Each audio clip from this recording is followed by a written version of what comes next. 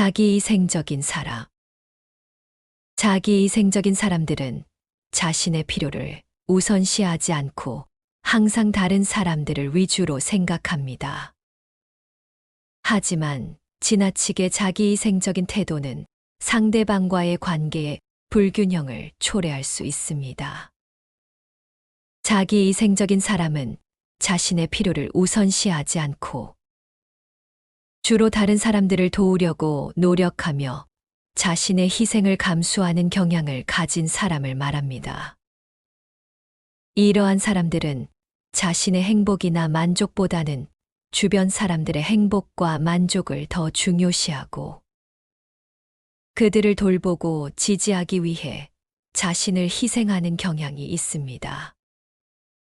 자기이생적인 사람들의 특징은 다음과 같습니다. 무조건적인 도움.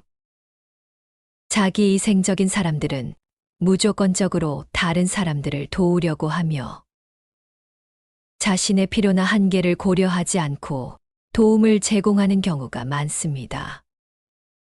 감정적인 부담. 자기이생적인 사람들은 다른 사람들의 감정적인 부담을 감수하는 경향이 있습니다.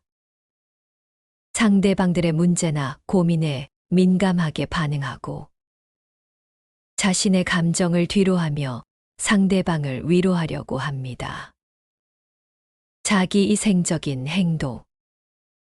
자기이생적인 사람들은 자신의 시간, 에너지, 자원 등을 희생하여 다른 사람들을 지원하려는 경향이 있습니다. 이로 인해 자신의 필요를 무시하거나 소홀히 할 수 있습니다. 자기부정. 자기이생적인 사람들은 자주 자기부정적인 생각을 가지며 자신의 가치나 필요성을 얕잡아 보는 경우가 있습니다. 그러나 지나치게 자기이생적인 태도는 상대방과의 관계에 불균형을 초래할 수 있습니다. 일부 문제점들은 다음과 같습니다.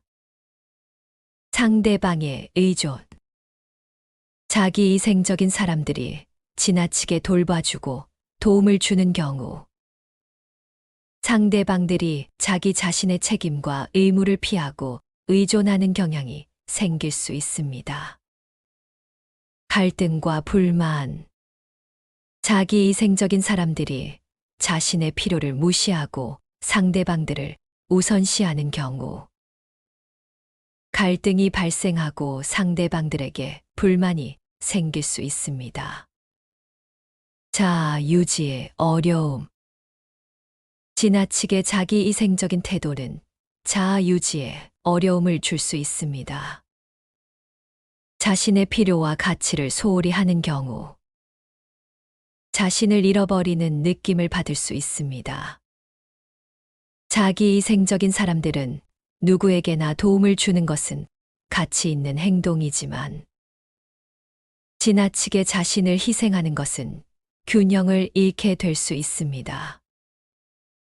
상대방들을 돌보는 동시에 자신의 필요를 존중하고 자아 유지를 위한 건강한 관계를 유지하는 것이 중요합니다. 자신을 소중히 여기며 상대방들과의 관계에서 적절한 균형을 유지하는 것이 중요합니다.